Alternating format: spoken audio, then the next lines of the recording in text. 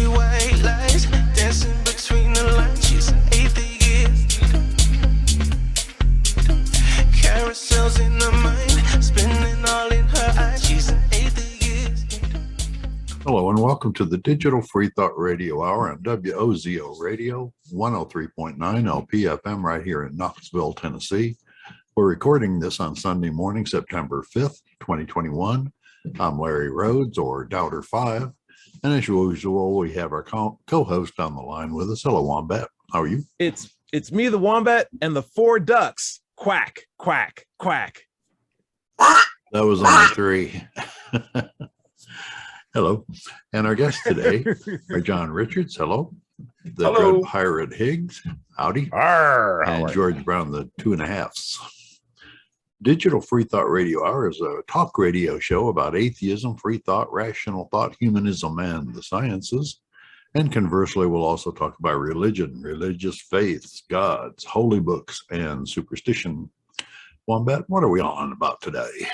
Today we're going to be talking about good ideas from bad people. And I think maybe we'd even get into vice versa. Is it possible to get good ideas from people who may not necessarily have the best lifestyle or best role models? And are they always tied together? And what can you extract from the two? But before we get into it, we're going to throw it up to our own Dread Pirate Higgs for our weekly invocation. All right. God be me captain, I shall not want. He maketh me to float in salt water. He steereth me through glassy seas. He filleth my bowl. He steereth me through the straits of noodliness, for goodness sake. Aye, though I sail through the heaving of tempestuous waters, I will fear not sinking, for thou art with me. Thy mast and thy rudder, they comfort me. Thou preparest a feast before me in the presence of me mates. Thou quenchest my thirst with grog. My goblet runneth over. Truly, past and grog shall follow me all the days of me life, and I will dwell in the galley of the Quab forever. Amen. Guys, I want to catch up with everyone before we dive into it. We're going to start with Dread. You got a shirt on. I know it's radio, but man, walk me through what this shirt says. Sure, it says, think while it's still legal, but the words in think are thorium, indium, and potassium. Nice. Yeah. Classic elements. Also, Dread, with the correction from last week offline, I don't know if it was on the air, but we had a conversation about Schrodinger's cat, which always irked me as a kid because I always thought Schrodinger's cat had this. I think I saw a TV show with like Penn and Teller where it was like the sexy version of history always overtakes the real version of history. And they talked about Schrodinger's cat and they were like, he didn't even come up with that idea. That's just an argument some other scientists came to make fun of him. And then he just got labeled with that for the rest of his life. And it was sad, but no one ever knows the name of the guy who made that joke. But we remember the name Schrodinger. So like at the end of the day, Schrodinger won. And I'm like, that's baffling. I had no idea it was like that. Totally not true. Dread, you sent me the link and I appreciate you helping me out with that. So it was Schrodinger that came up with that kind of thought experiment to explain his position. And it was actually Niels Bohr who came up with the Copenhagen interpretation, which was out of his physics lab up where Copenhagen is. Very cool. So there you go. But good thinking, you inspired good thought, you helped me get rid of some false ideas and got closer to truth ideas. So I really appreciate that, Dread Pirate. Awesome. John Richards, you're not looking any pinker today than you did 3 days ago. What's going on with that? Thank heavens. Yeah, I think that the cat won because it was in two positions simultaneously. That's got to be a win. That's got to be a win. If not a win-win. Oh, geez. And we're starting early today. John, how you been and how's your interviews been going on Freethought? Well, like Dread, I also have a shirt on, but it's got no atomic symbols on it at all. Is that a pocket pen protector you got in your front pocket there? That's my phone. Oh, that's your phone. Okay. I bet you if we did an EDS analysis on your shirt, we'd find some potassium. Probably. Yes. Yeah. So this isn't actually just my phone; it's also my memory. Yeah. Roger that. Okay. So what have I been up to? Well, I've been in the pink because I I held this Freethought Hour. Lots of you have been on my Freethought Hour, so you know what it's about. And I had Bethany Carter, who was lovely. Yeah, a good friend of the show, and a personal friend of mine. Met her up in Nashville at the secular. Larry, help me out. Secular Alliance. What's the atheist church called? Help me out. Oh, boy. The Sunday Assembly. Sunday Assembly. Very good. Sunday Assembly of Nashville. That's what I was thinking of Secular Student Alliance. There you go. Thanks. But Sunday Assembly for sure. Yeah. I know the guy who set up the Sunday Assembly. Oh, okay. Fancy. Very cool. That's where it started in England. Yeah, many years ago, I spent the day with him, and he had what was his name? What was her name? Pippa. I can't remember her surname, but she's turned into quite a well-known comedian. She appears on our radio. Yeah, wonderful, great voice, fabulous singer. She led all the singing, all the songs. John, sorry for interrupting you. I just want to say, good friend of the show that you interviewed. How'd it go? How did what go? Sorry, the interview with Bethany. Interview with Bethany. Sorry, you broke up a bit. No, yeah, Bethany's a charm, isn't she? She's a lovely dear, and we had a lot of fun. And it's now available to be watched as a podcast. Right. So I can put the link to you in the details underneath. Fantastic. We appreciate that. So I did that, and of course, I every week I do my Global Atheist News show. So there's that can also be viewed. And I've also, this week, I've made a video podcast with some of the other council members of Atheism UK. And what did we discuss this week? Wasn't morality. We have a different topic each week. And sometimes, unless it's in my memory, I can't remember what it was. It's just like this, but there's four of us. And we need some more diversity. We want some women, and we want some ethnically different people. Yeah, yeah. I appreciate that. I appreciate the call from it. It's better when it comes from, and I don't mean this in a bad way. It's better when it comes from old white men who are asking for that than the other way around who are trying to fight into the door. So good on you. They complain that we're old white men, and but I go back at them. I don't want to be an old white man. I want to be a young brown man. It's not my fault. Okay. So hey, you can do better than just clicking that link that I'll provide in the comments descriptions. You can actually subscribe to Freethought Productions, right? Freethought Productions, name of the YouTube channel. Check it out. Cool. It's George Brown, second and one half, and only one half. George Brown, how you been? Well, I've been getting older. And I don't think that you'll want to hear about old people's stuff, like my heart surgery or the fact that I have a bunion now, which reminded me. I definitely care more about the heart surgery. That's like the stakes went down in that conversation. Tell me about the heart surgery. What's going on? Well, the heart surgery was like 2 years ago, but I'm giving you an example. When you get old, you get stuff happens all the time that is going to be boring to younger people and boring to the older people too. Like I go to the senior center every week here in my little town, and I pick up some lunches, and so I was invited to come back. Hey, we're open again. The pandemic's over. Yeah, right. Come back. We got bingo. Bingo. Good luck with that.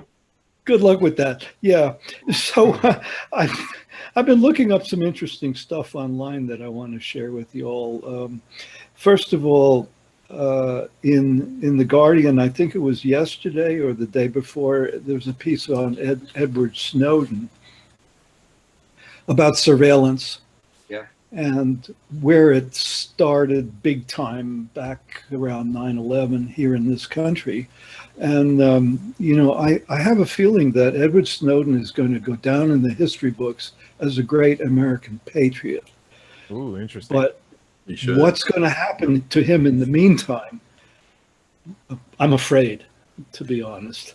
Hey, why don't we hold on that thought, because I think it would be good if we had that when we were talking about people and ideas, and I think that might lead Okay, right but into let me what get we're on talking to about. the second topic, and then I'll drop this. I've been reading up on Typhoid Mary, Okay. whose real name I'm forgetting, but this was a person of good intent, I guess, or desperation, who was exercised her freedom, like a lot of people want today, George Brown, you got so much stuff on your mind. I just wanted to see how you were doing, and I got. I'm here, I'm alive, Okay, it's better than okay. the alternative. What else can Let me- I say? Let me introduce one last person for the show before we delve into this, because I know you got a lot you want to say. Larry, I'm going to do a segment called "What's on Your Shirt." What's on your shirt, Larry? Tell me what's on your shirt. I don't know what's on your shirt, Larry. Tell me what's on your shirt. Well, it's just another Hawaiian shirt, but it's kind of pale. It's got plants and Looks like there's structures, drums. and it's all there drums? tropical stuff. Okay. It's along the same dig it. vein as usual. It's summer. I I wear Hawaiian shirts all summer, and then I'll switch to flannel in the winter, long sleeve flannel. So we'll get bored with that. I dig it. When it The more comes. we know, the more we know. Larry, I just went to a wedding this weekend. I had a really fun time, and just want to say it's like one of the first weddings I've been to since the whole COVID things happened. Everyone there vaccinated, because it was all my team. It was one of our members from our laboratory group. So it was just good to see everybody very outside of the good. lab setting happy again. Yeah. Just want to say. John Richards looked like you wanted to say something. Well, before we leave the subject of shirts, Oh, it's against my religion to wear a shirt with somebody else's name on it, because it's free advertisement. If they pay me, I'll wear their label. okay. I'd rather they wore mine. Sure. We need a label for John Richards. Do you have an icon? Do you have a topographic icon in mind? A Freethought Productions logo would have to be Nice. around it. Nice. So, guys, we are talking today about what is it? Good ideas from bad people, or from our what is it? Allegedly bad people. Even I'd be willing to entertain. And so, is it possible to get good information, good details, good ideas, good philosophies from people who may be morally corrupt or under prosecution, or may be known for one very, very bad thing that they've done, etc.? I think it's an interesting topic, and I think it's something that we were touching on yesterday or last week that we didn't have so much time to talk about. Dred, you want to start that? Sure. Yeah, Sure. I thought about this a lot, because and not just about good ideas coming from bad people or morally bankrupt people, but sort of the cancel culture that's prevalent now, where for instance Benjamin Franklin is taking a beating, in spite of the good things that he did, for some of the beliefs that he held at the time, which were common in society. The idea that many of the founding fathers of America actually had slaves, and that in this day and age they want to take their faces off the money because of the ideas that they held at the time, in spite of the fact that they founded an amazing country like America. And so that's where I was kind of coming from when you were talking about this. The idea that, and this is an ad hominem thing, right? Where people conflate ideas with the character of the person who holds it, right? All ideas must be kept secret or kept separate. And that's what you criticize, not the person from whom the thing comes from. Sure. That's kind of my belief anyway. Cool. We'll open up. John, you want to comment? Yeah. We've had the same thing. We had the statue of Edward Colston toppled over in Bristol because a statue was erected to him because he made the city of Bristol rich by trading in slaves. So this is the problem, isn't it? Right. The what classifies as bad changes. So we didn't see that as bad then, but we do now. Mm-hmm. It's interesting. What do you mean by we? Who's we when you say we didn't see it as bad? Because I can almost guarantee you the slaves saw it as bad. And they kind of well, I don't know why you say that, Tyrone. No. So I'll throw out something kind of interesting. Maybe this is a hot topic, but I actually think it's important to recognize people for who they are in not the historical sense that we romanticize them to be, but as the actual people they were. And I think what we're getting now is a reckoning of like who these people actually were that we've so lauded over a period of time, because the people who identified with them were also the ones who wrote the history books. And so when you have a figure like Ben Franklin, who, you know, has some great ideas, but, you know, liberty is a good thing, but anyone can spouse the virtues of liberty, even if they're doing horrendous things in the background. And now that that's finally coming to light and people are actually talking about that, I don't see that as a bad thing. I see that as an evolution of our culture finally being willing to look at bad things from bad people. Oh, I totally agree. Saying, fantastic. We finally have the standards that we've been espousing since the beginning of time. Well, nearly. But by the same token, we're getting there. By the same token, it doesn't erase the good things now.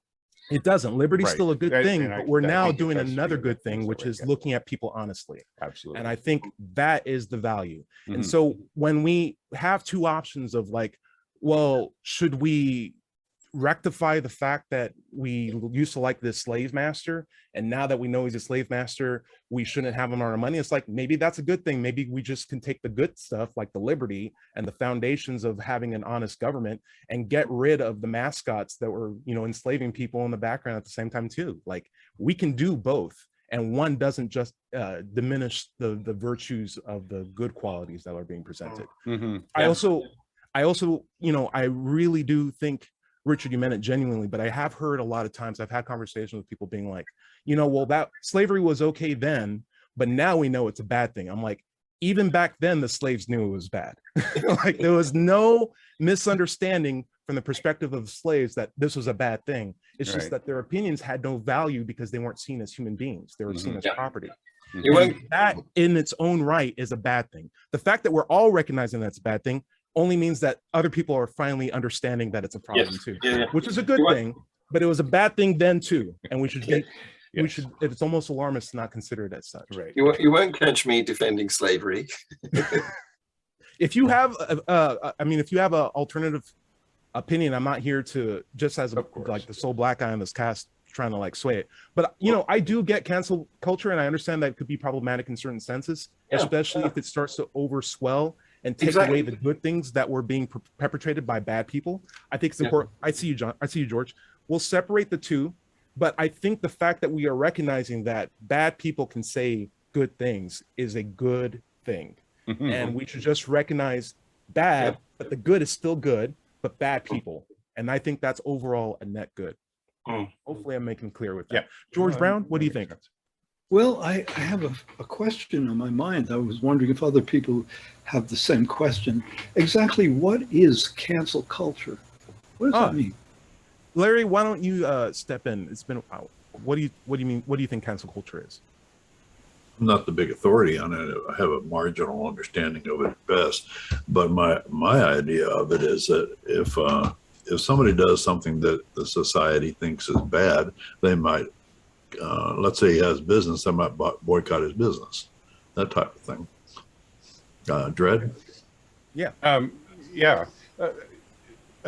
It's like, for instance, if you start taking someone's books off the shelf because they held an unpopular idea, when the books are not about that unpopular idea, it's, you know, you could be a biologist and you came up with some really great ideas, but you held a belief about you were a misogynist or something, or, you know, had a bad marriage or whatever.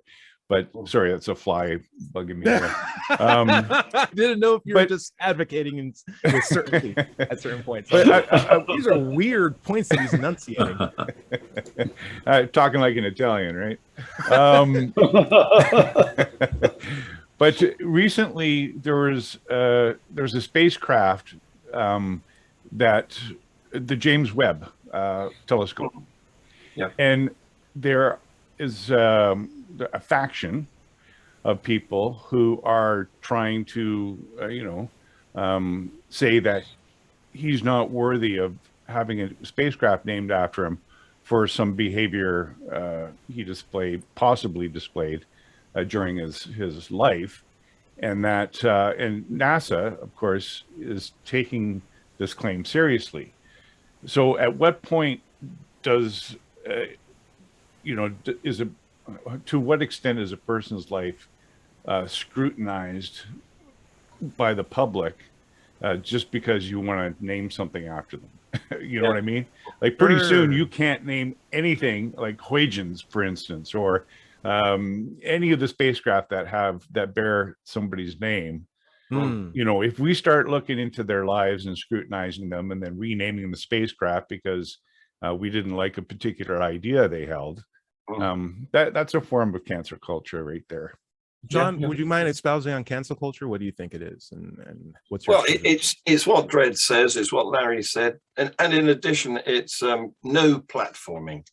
When people want to express their maybe contentious views, not giving them a microphone. No, I think that's part of cancel culture, and it's a bad idea because we should let all the bad views come out so that we can argue against them. Yes. Oh, that's interesting. Absolutely. That is interesting. It's fundamental to free speech. Exactly. Exactly. So I will throw out. So I may not have the best definition of cancel culture, but I do think it is about deplatforming, right? And I think it goes under the concept of not everyone's entitled to have a platform, right?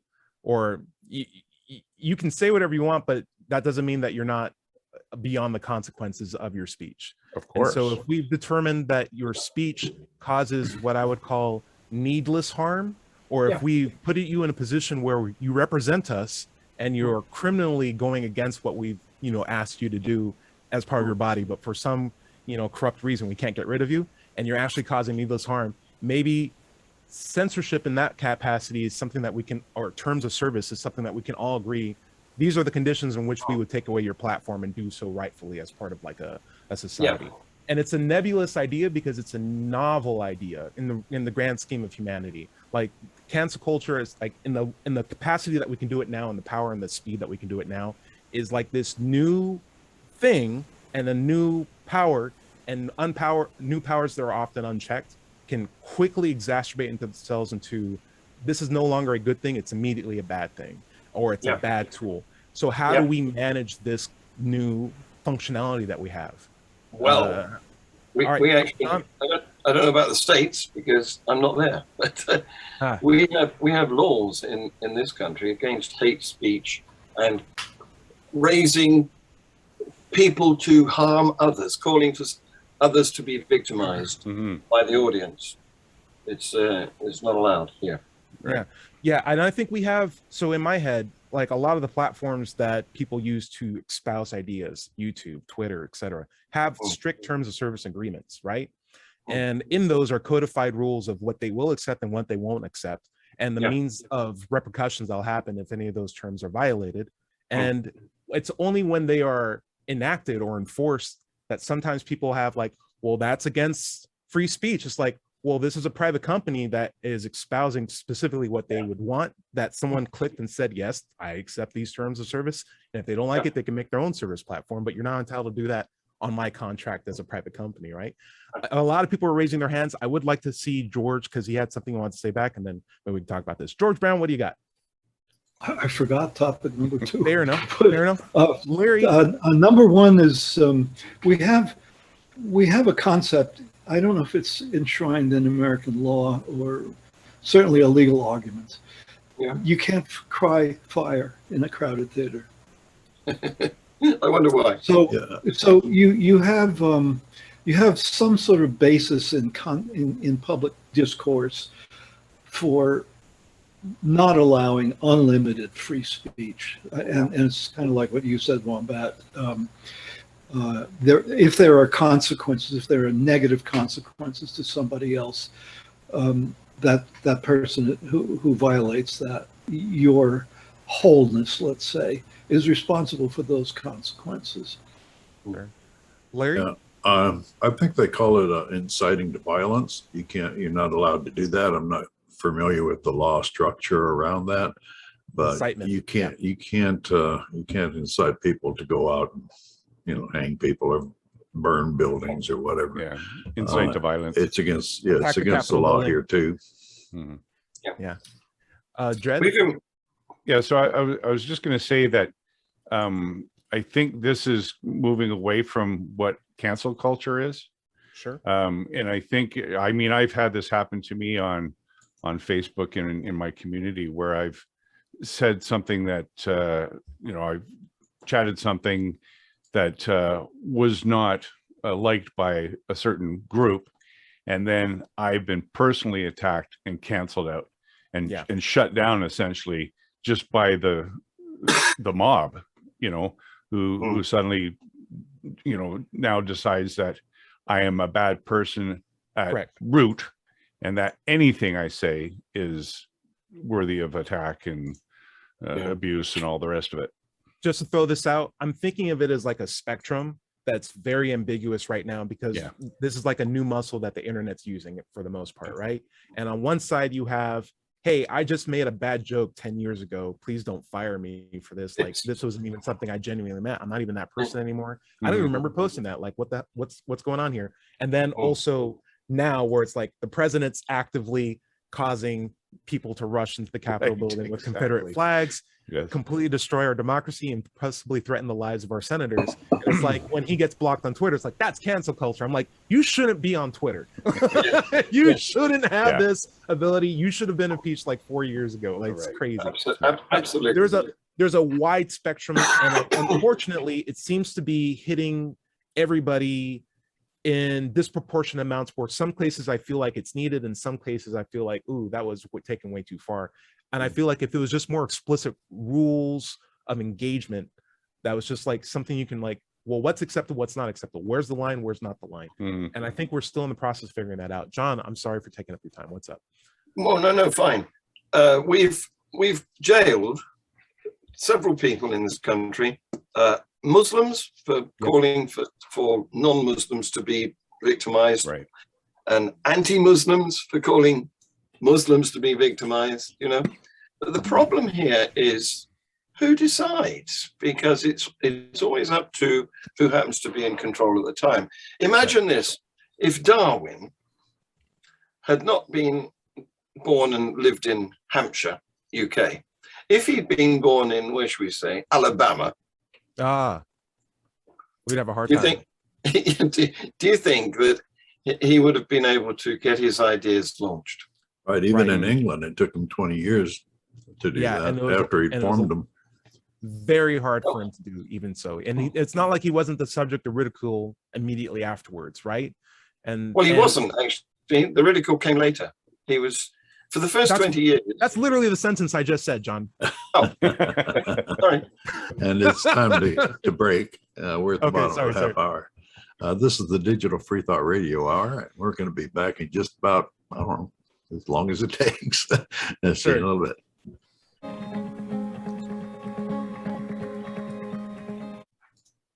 Hello and welcome back to the Digital Freethought Radio Hour, second half. We're on WOZO Radio 103.9 LPFM here in Knoxville, Tennessee. I'm Daughter 5, and this is Sunday morning, September 5th, 2021. Let's talk about the Atheist Society of Knoxville for a minute. ASK was founded in 2002. We're in our 19th year. We have over 1,000 members, and we have weekly Zoom meetings during COVID, but we're also meeting in person out on the deck at the Barley's Tap Room and Pizzeria in Knoxville's Old City. That's every Tuesday evening, right after work around 5:30 to 8 or whenever. You can find ASK on Facebook, meetup.com, or just go to knoxvilleatheist.org, or even just Google it. It's just that simple.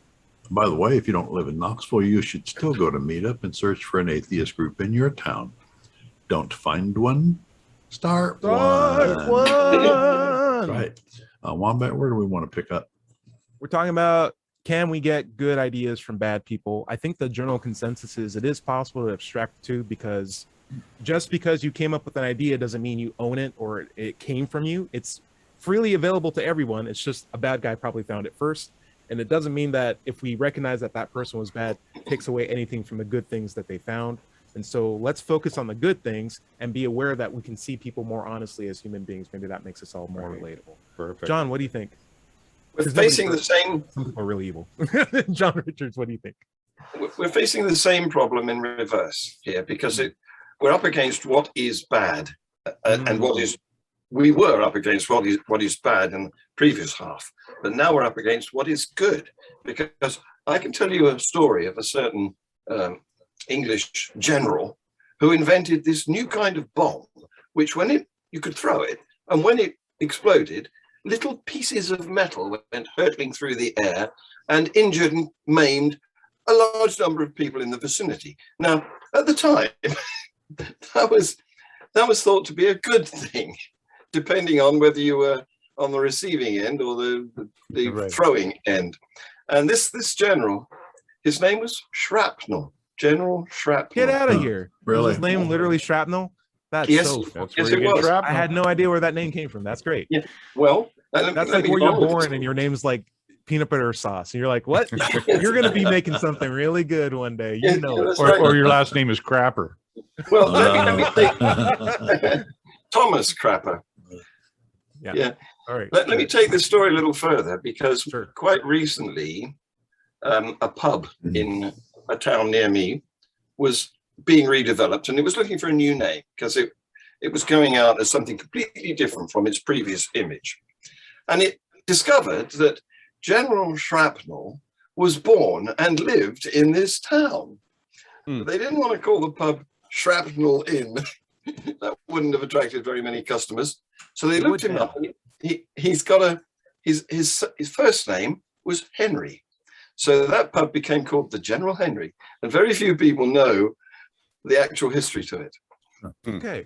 John, I love all the UK pieces of advice that you give me. That I have more trivia about the UK now than I've ever had in my life. And I feel like I can surprise so many people if they got like a Scouse accent. I'll be like, hey, you know about Henry, that little pub over there? It's like, yeah, guess what? Guess who that guy is? It's like, yeah, perfect.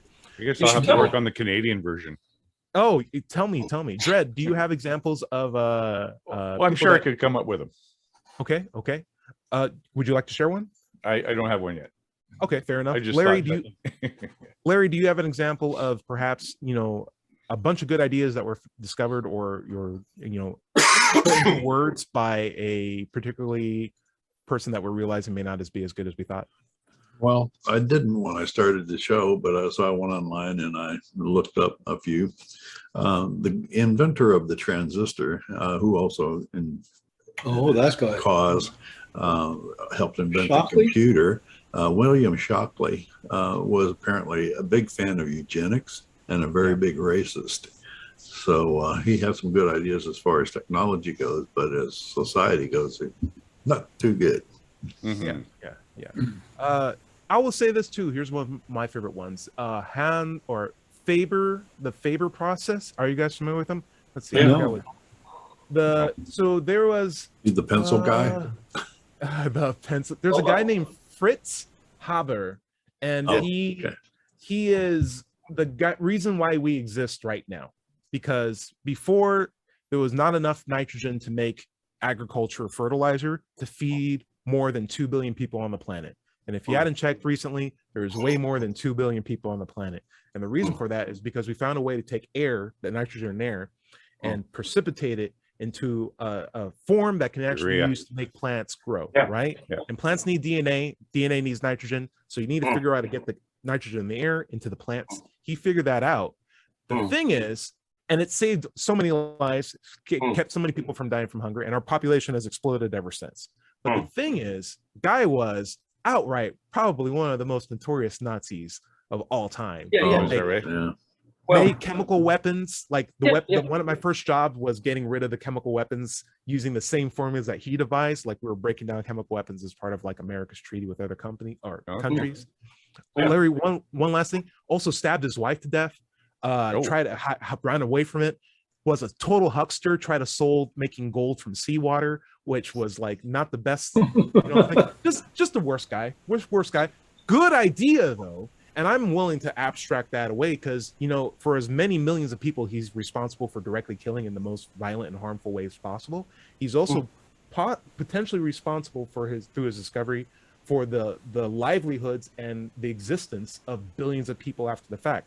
And I'm not saying one cancels out the other. I'm just saying just because a bad guy discovered something doesn't make that thing he discovered a bad thing, right? And I'm willing to abstract the two. Larry, what's up? Well, you mentioning him made me think of Werner von Braun, who helped engineer the first rockets that we had. And if it hadn't been for him and his thoughts on that, we may have not have made it to the moon in '69 and then have our space program as far along as we have. Yeah. So But he was the one thing- that created the V2. or the Right. V- He was a V Nazi rockets. rocket engineer. Yeah. Dread? So we're gonna come to Nobel now, aren't we? Oh, let's do Nobel. That's an interesting one. Yeah, that's a very interesting one. Yeah. Because Dynamite. yeah, exactly. So he was a bit embarrassed about the way his invention was being used, wasn't he? So this is why he set up the foundation to award people for peace, amongst other things. What foundation is that, John Richards? That would be the Nobel Peace Prize. You got to get that piece in there. You got to get that piece in there because they were thinking, let's just call it the Nobel Prize. No, you got to get peace in there. I'm doing this for a reason. It's millions of What dollars was I'm giving his away. original intention for explosives? Oh, what he did was he tamed nitroglycerin. Nitroglycerin was a very unstable substance, and he worked out that if you mix it up with very finely ground clay called Kieselguhr, German word, then maybe Norwegian, I don't know, but then it would be safe to carry around in these sticks, like they've all seen sticks. Dynamite. Which you totally exactly. use for making towns, renovating like unusable land, and then military is like, hey, we could use this for our thing too. You want some money? And he's like, I like money, and he made a lot of money. And then at the end of the day, he's like, I don't like what my legacy might be. Yeah. What can I do as a marketing campaign? And they said Nobel Peace Prize. Yeah. Interesting thing. Oh, go for it, John. What prompted him to do that was an article appeared in the death column of the newspaper announcing that he'd passed away. Now, this was actually a mistake. It was his brother who'd passed away, but it misnamed him. Yes. So anyway, he took fright about this because he could see that what his legacy was going to be like, because the description the description they wrote wasn't very flattering. Right. Like his discovery responsible for like the deaths of like XYZ number of people. And he's just like, bad thing. Am I a good person? How can I turn this around? Nobel is actually kind of a good story because it's almost as if you can see the mechanics of a guy being like, how do I course correct this? How do I try to inspire it? And again, it's ideas. I'm not trying to say that he's a good or a bad person. In my head, it's more of like the invention absolutely has great utility, but it could be used by nefarious means. It could be used for war. It could be used for subjugation, punishment, etc. But also useful things too. And so it's a great quagmire of nuance, and I love people like this and topics like this. This is the nature of science and technology, isn't it? Correct. What they do, what those two aspects do, is facilitate. They make things easier. So, for example, a tin opener or a can opener makes it easier to open a can, and I need one of those. And a gun makes it easier to kill people, and I don't need one of those. True. And like it's the same way as like the guy who invented a blade, like a knife blade, like that could be used for so many different things, right? And so is he responsible for every single use of it? That's it. I wouldn't say so, but I think it's an interesting thing that Nobel saw that and thought, what can I do to course correct? Made the Nobel Peace Prize. And here's an interesting thing: a good number of people who get Nobel Peace Prize tend to also be war criminals, if we want to talk about nuance here too. And I think it is a particularly interesting thing to be like, I'm thinking of a US president, won the Nobel Peace Prize, also categorical war criminal, like at the same time too. Theodore Roosevelt, one of them, for example, probably one of the most popular examples, because when they got the Nobel Peace Prize, it was sort of like the committee didn't know what the magnitude of the award was. They thought by giving it to him that it was sort of a promise that he wouldn't go to war and treat the Native Americans here more nicely. Totally didn't. but it totally accepted the award and was like, and I'm going to put my face on a mountain next to Abraham Lincoln and George Washington. It's like, oh, this guy is really, really bad. Yeah. So Yeah, that's a narcissist right there. Eh? that is like probably one of the worst people that you could have given an award like that to. Yeah, I'm not sure he actually did the sculpting. Guess No, what? he But he did did not. use dynamite. He to hired bring the that whole story workout. together. Yeah. So George Brown, we were talking today about Edward Snowden. Do you think you said you think eventually we'd see him as a patriot? Do you think the things that he did were good? And what do you think about him personally? Well, I think he may be a pretty complex person, and I really don't know. I know that he made quite a transition in his own mind. Right. It's all I can say. And I mean, he was part of the surveillance machine to begin with. Yes. And then I think he realized that how would I put it, the conceptual devastation that it would cause if left unchecked. Correct. And so that's what is motivating him now. And he's had to get out of the country, to save himself. And look where he's had to go to do it. I know, right? If this is paradox on top of paradox, What I wanted to highlight was people are complex, and the more you delve into these situations, the more complexity is there. But that, in my head, is where the true thinking and weighing begins for like a person to adjust or assess good, bad. Maybe we don't need those terms. Maybe those are just smaller labels that we can put on small aspects of a much more complex issue. And so like when this probably goes back to the Benjamin Franklin sort of situation where it's like we have forefathers that we only think of in good terms, right? But we know that there are people, and we know people are complex. And I feel like we deserve to at least have that resolution of complexity, because in that light, we get to understand the person better and be able to understand other people in the future better. And maybe that makes us more compassionate, empathetic, and knowledgeable beings when it comes to assessing humanity. And that may give us terms to appreciate flaws in people at a higher, fidelity, when we know we don't have these altruistically perfect standards that we're comparing everybody to. Like when we say, hey, Jesus had problems, like there's, Jesus in the book of the Bible has, he's prone to anger, he's judgmental, he literally thinks he's the son of God, right? Like these are not people you'd want to invite to a party, but yet he's the standard that we judge most people to in terms of philosophy and being a good person. I think if we just were willing to look at the complexity of humanity, we'd be able to appreciate humanity more, and that'd be helpful for everybody. George? Well, in the first half, the term cancel culture came up, and we batted it around a little bit. And I just want to bring up another side to what we've been talking about, which is the pushback. We've been talking about the desire to understand the backstory behind the legends. And in fact, we've been getting a lot of pushback lately from the right about this, and the attempt to suppress what you want, suppress the truth coming out. We want the truth. Can you give but us specifics on that?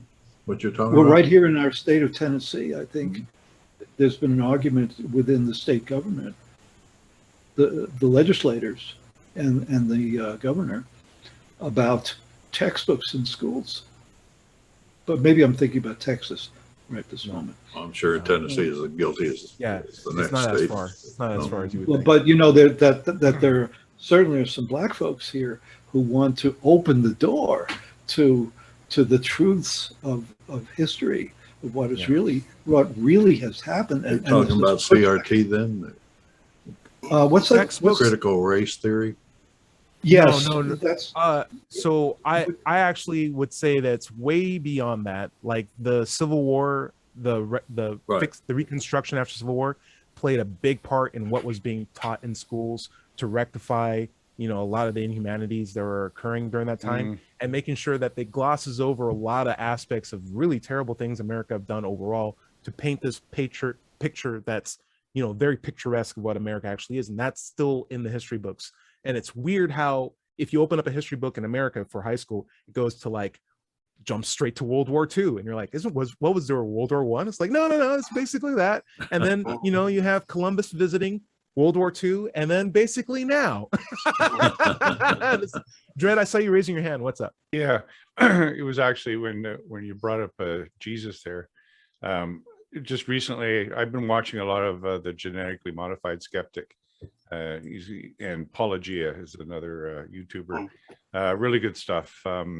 But recent ones I was watching were the non-canonical Gospels, such as the Book of Judas and the Gospel of Thomas.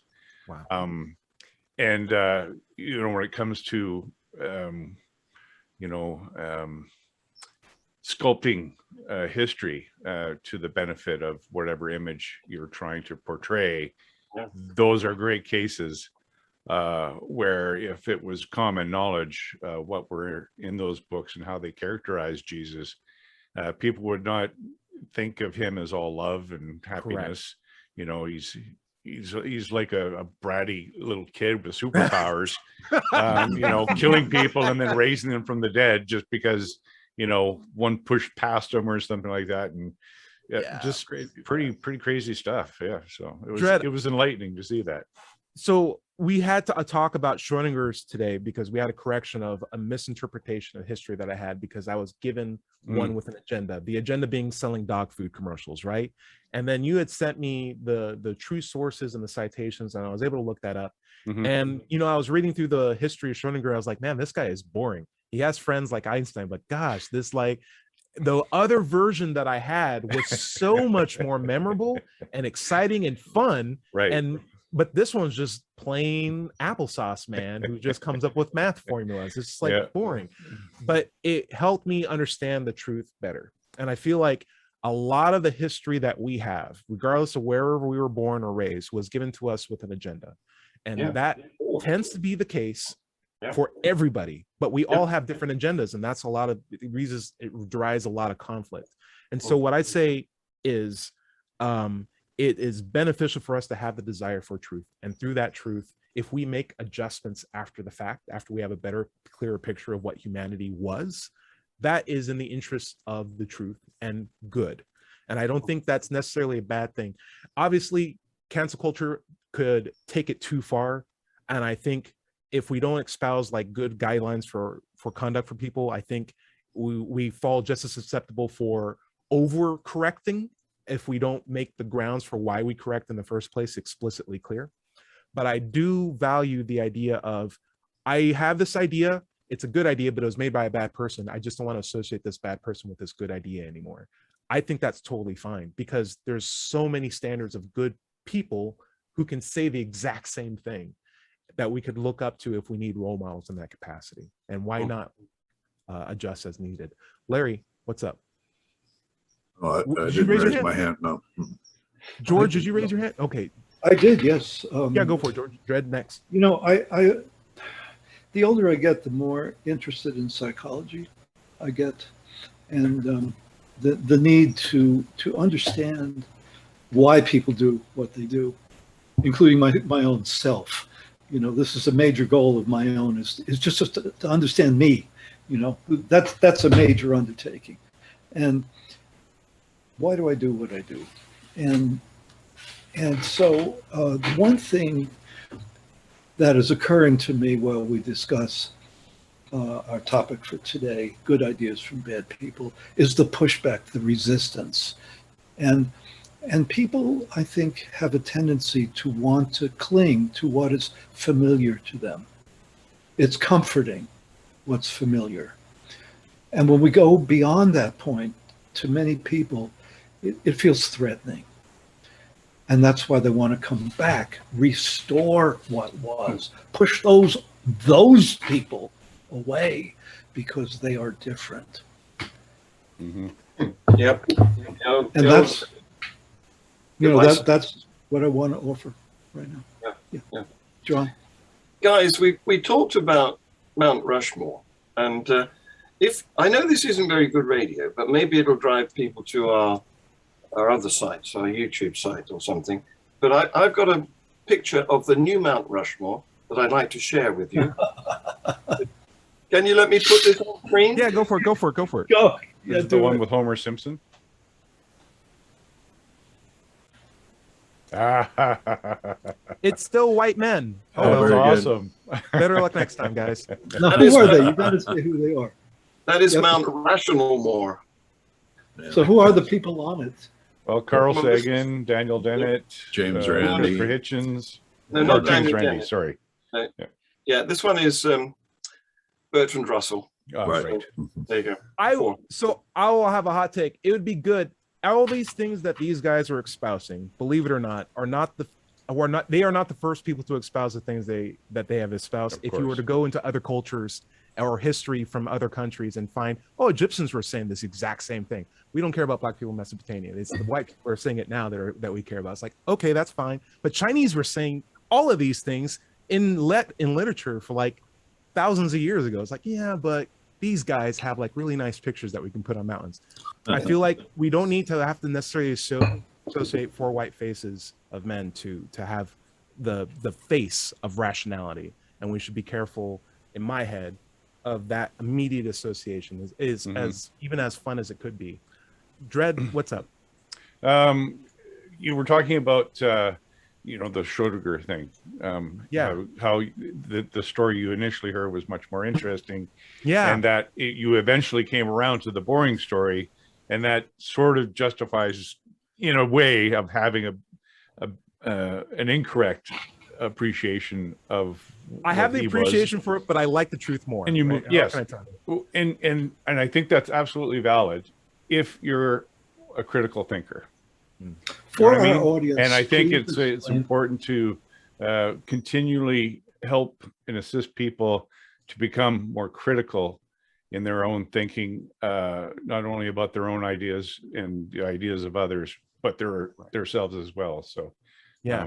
that's something that because like George says, we've become very enamored by our beliefs, and often without any inspiration to believe or think otherwise.